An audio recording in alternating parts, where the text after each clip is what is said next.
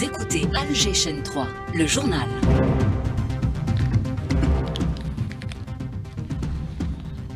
Dans l'actualité, le déplacement du Premier ministre en Sierra Leone en sa qualité de représentant du président de la République qui prend part au forum de haut niveau sur la coopération sud-sud. À la veille de la journée de la mémoire, une conférence sur la contribution de l'immigration à la préservation de la mémoire se tient à Alger. Le Conseil supérieur de la jeunesse, lui, sensibilise les jeunes à travers le pays sur l'importance de la transmission de l'histoire. Le Salon national du bâtiment et des travaux publics se poursuit, cap aujourd'hui sur l'innovation pour réduire la consommation énergétique dans ce secteur. Récupération et valorisation des peaux de mouton à l'approche de l'Aïd al-Adha, l'opération se prépare, des contrats ont été signés pour faciliter la collecte. À l'étranger, cette escalade entre l'Inde et le Pakistan, des tirs des deux côtés et des victimes. Les dernières tensions ont commencé après un attentat qui a secoué le Cachemire. Madame, Monsieur, bonjour. Représentant le président de la République, président en exercice du Forum des chefs d'État et de gouvernement du MAEP, le Premier ministre Nadir Al-Arbaoui prend part aujourd'hui à Freetown au 3e Forum africain de haut niveau sur la coopération sud-sud. Une rencontre qui permettra d'examiner les moyens de mobiliser les ressources et de coordonner les efforts afin de promouvoir les partenariats sud-sud et triangulaires au service du développement du continent. L'Algérie en a fait depuis longtemps son cheval de bataille, souligne l'analyste politique Willy Chilengui. Il répond depuis Pretoria à Rabea Slimani. Nous avons tous salué l'initiative et plutôt les front lines de l'Algérie dans cette initiative. L'ancien président kenyan Uhuru Kenyatta l'a dit après la déclaration du protectionnisme, celle qu'on a vu aux États-Unis. Il a dit aux autres, Haïko Pesayenu, ce n'est pas votre argent, c'est leur argent. C'est un bon message. Il fallait que ça arrive pour que nous puissions chercher notre argent pour nous-mêmes, pas toujours avoir la main tendue vers l'extérieur. Protectionnisme, oui, mais il ne va pas être protectionnisme pour les uns et exploitation chez nous. Nous devons tous nous mettre debout et en fait parler d'égal à égal. Nous souhaitons d'ailleurs même que l'Union africaine focalise sur cette coopération réelle interrégionale, interafricaine. Et avant l'ouverture du forum Sud-Sud, le Premier ministre Nadir Al-Arbaoui s'est entretenu à Freetown avec le vice-président de la République de Sierra Leone. Les discussions ont porté sur les relations bilatérales et les moyens de les renforcer dans l'intérêt commun. Le responsable sierra-léonais a salué l'engagement du président de la République Abdelmadjid Tebboune, son appui constant au mécanisme africain d'évaluation par les pairs. Nous sommes à la veille de la journée nationale de la mémoire qui coïncide avec la commémoration des massacres du 8 mai 1945. Il y a 80 ans, la France coloniale commettait les pires massacres, notamment à Sétif Guelma et Kherrata. Des dizaines de milliers d'Algériens qui manifestaient pacifiquement pour l'indépendance ont été réprimés dans le sang. Pour préserver cette mémoire, le Conseil supérieur de la jeunesse réunit aujourd'hui des jeunes des 58 wilayas conscients de l'importance de la transmission de l'histoire. Reportage de Sofia Boukercha.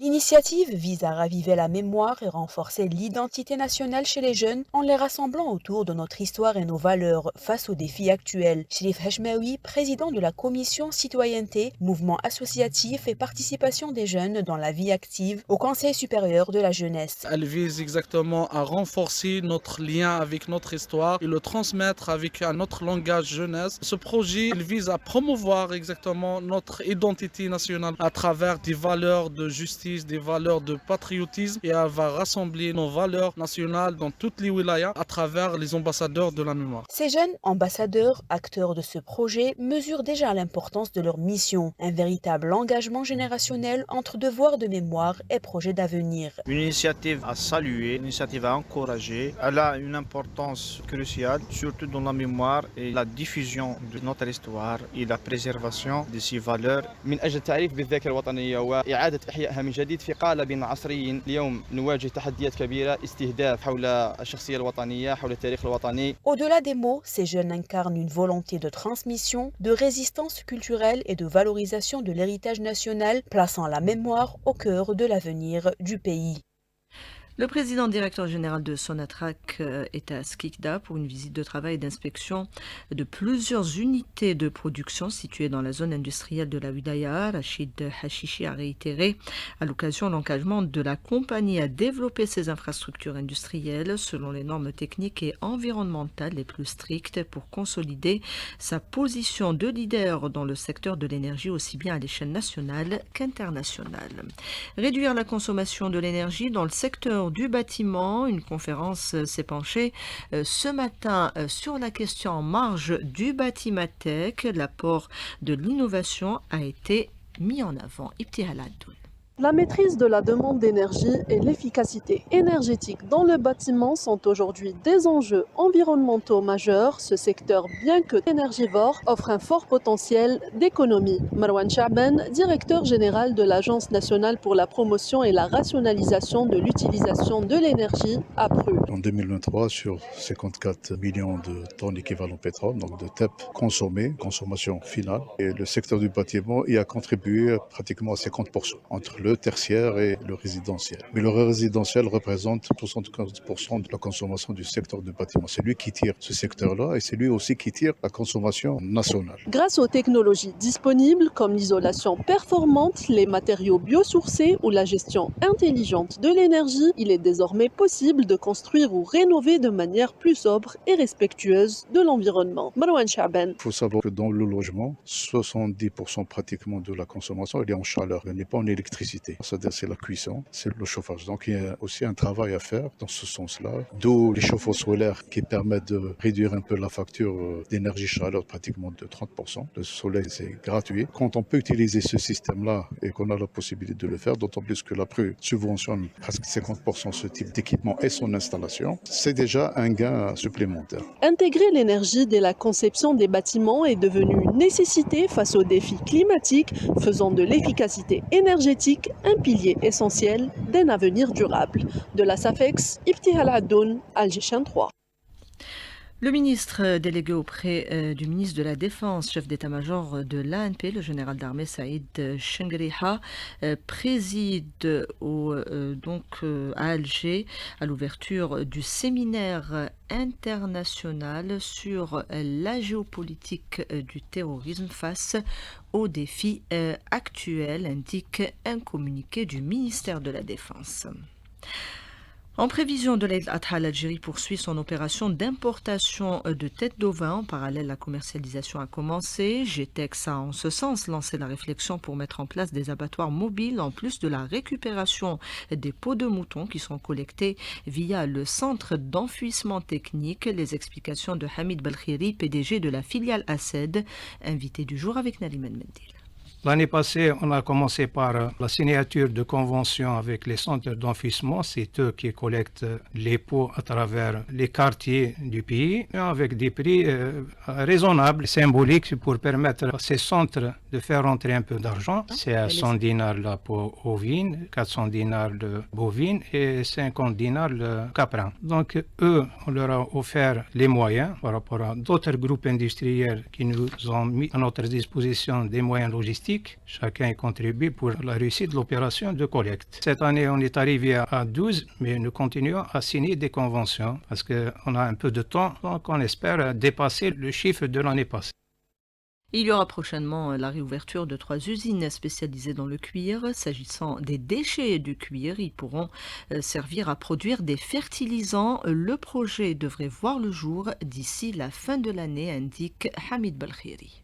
Notre holding, à travers notre filière, a investi dans la récupération des déchets du cuir. Ça va rentrer dans l'économie circulaire, de l'agriculture à l'agriculture. Nous avons un projet qui va être démarré incessamment. Nous attendons pour avoir un arrêté d'exploitation. Là, c'est pour rendre encore les déchets du cuir utilisables dans l'agriculture. Il est fin prêt, donc il reste juste quelques détails techniques, surtout pour le lancement, la commercialisation des fertilisants. Nous avons des déchets du cuir qu'on doit les transformé en fertilisant va être utilisé par les agriculteurs. Les essais ont été concluants, donc il reste le démarrage de l'unité de production.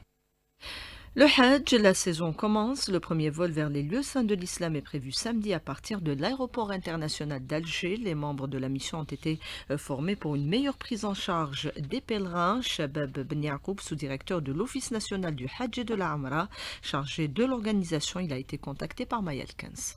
Le programme vise à renforcer les compétences en matière d'organisation, de prise en charge des pèlerins et assurer une coordination efficace entre les différentes équipes. Il couvre les aspects relatifs aux volets sanitaires, religieux et organisationnels. Pour garantir l'accomplissement de la mission dans les meilleures conditions, il a concerné toute la composante de la mission, toutes spécialités confondues, et l'ensemble des secteurs concernés par l'encadrement des pèlerins dans les lieux saints. Nous avons organisé des sessions de formation présentielles et par visioconférence sur de nombreux ateliers pratiques. Nous avons réuni l'ensemble des membres de la mission. Le cycle de formation s'est clôturé par une réunion générale. Le pèlerinage qui s'organise à travers toutes les wilayas du pays escale à Sidi Bel Abbas dans ce journal avec Inès Mohamed. Toutes les conditions sont réunies pour assurer à quelques 699 futurs Hadji le quota réservé à la wilaya de Sidi Bel Abbas, un pèlerinage sans encombre dont 232 alloués aux fidèles du chef-lieu de wilaya, Moudi Khadija Khlifi, chef de service à l'APC. Le nombre d'inscrits au niveau de l'APC est de 5565. Concernant l'opération de pèlerinage 2025, on a eu un quota de 232 carnets alloués aux futurs Hadji. On a enregistré 223 qui ont payé et ont terminé toutes les formalités nécessaires. Et pour cette année, on a un nombre total de 67 inscrits sur la liste d'attente qui auront la priorité sur la liste des futurs pèlerins en 2026. Le transport des pèlerins sera assuré gratuitement vers l'aéroport de Znata de Tlemcen. Des sessions de formation ont été organisées au niveau des mosquées pour mieux accompagner les fidèles. De Sidi Bel Abbas, Inès Mohamed pour Alger 3. Les négociations devraient reprendre au Caire pour parvenir à un arrêt de la guerre à Reza, l'enclave qui est toujours sous le feu. Près de 50 martyrs ce matin dans 2 bombardements qui ont visé le camp d'El Bouraïj, qui ont visé une école à El Camp d'El Bouraïj au centre de Reza notamment. L'occupation devrait encore tenter de gagner du temps à l'occasion de ce round de négociations, explique Abou Salem Moussa, porte-parole du mouvement du djihad islamique, joint par Karim Abnour. L'entité sioniste tente de piétiner les négociations en renforçant les attaques contre Gaza. 60 000 soldats réservistes peuvent être envoyés à la bande selon les médias sionistes. Et ils ont même parlé de soldats réguliers qui seront déplacés de la Cisjordanie vers Gaza, sans parler du sujet de l'élargissement des attaques sur la bande. Tout cela a 2 buts. Faire échouer les négociations et négocier sous le feu pour que Netanyahou obtienne ce qu'il veut vis-à-vis de son peuple. Nous, en tant que résistance, nous n'avons pas d'objection pour conclure un accord, mais pour arrêter définitivement cette guerre. Cessez-le-feu entre les États-Unis et les Houthis au Yémen. Le ministre omanais des Affaires étrangères a évoqué les récentes discussions et contacts menés par le sultanat d'Oman qui ont abouti à un accord entre les 2 pays. Le Soudan a rompu ses relations diplomatiques avec les Émirats arabes unis, accusés d'armer les forces de soutien rapide avec des drones qui ont visé notamment Port-Soudan, le siège provisoire du gouvernement.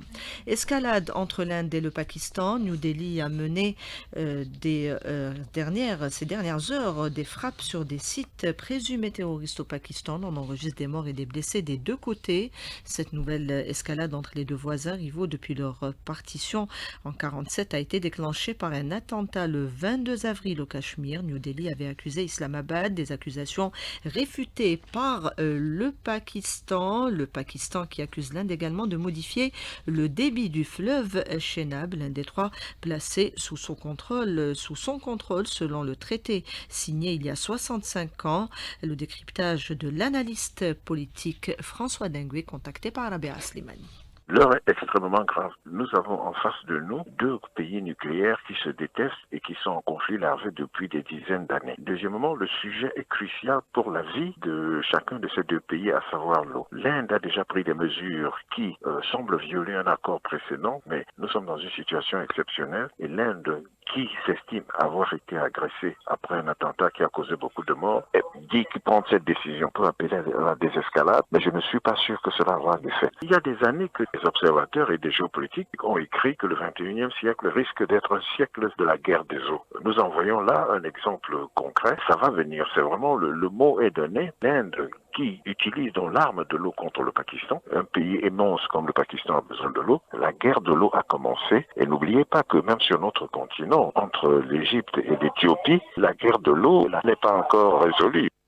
Ce communiqué des affaires étrangères, l'Algérie qui rappelle, suite à cette escalade, au dernier développement dangereux entre l'Inde et le Pakistan, qu'elle avait invité à la retenue, à faire prévaloir la solution politique et le dialogue entre le Pakistan et l'Inde. Elle insiste une nouvelle fois sur l'importance du dialogue, des appels qui ont été lancés lors d'entretiens téléphonique avec le chef de la diplomatie algérienne, avec son homologue pakistanais et indien, mais également dans le cadre des discussions au niveau du Conseil de sécurité de l'ONU.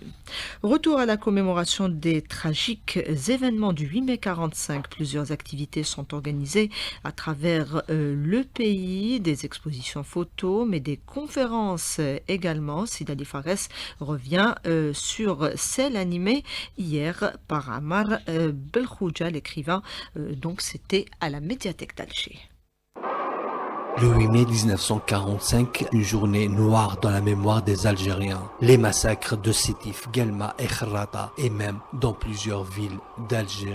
L'écrivain et journaliste Ammar Belkhouja. Quand on évoque la tragédie de notre peuple, on dit les massacres du 8 mai 1945. Or, le meurtre collectif va se poursuivre du 8 mai, tout le mois de mai, tout le mois de juin et quelques jours du mois de juillet. Toutes les forces militaires françaises vont se mobiliser pour organiser méthodiquement un massacre contre les populations civiles plus de 2 mois. Sans oublier la milice. L'armée française, qu'est-ce qu'elle fait? Elle va armer les colons et les fonctionnaires pour leur dire, vous pouvez participer à la tuerie collective. Les gens n'étaient pas armés, ils voulaient participer à la fête de la victoire comme tout le monde. Pendant que les grandes capitales européennes et aux États-Unis et en URSS, les gens fêtaient la fin d'une guerre qui a coûté à l'humanité 60 millions de morts. Et pendant que les gens festoyaient la victoire sur le nazisme, la France va déclarer la guerre au peuple algérien en organisant toutes ses forces militaires en plus de la milice pour organiser une tuerie d'une manière méthodique, volontaire, délibérée qui va se solder par 45 000 victimes. L'Algérie organise plusieurs activités pour commémorer cette journée.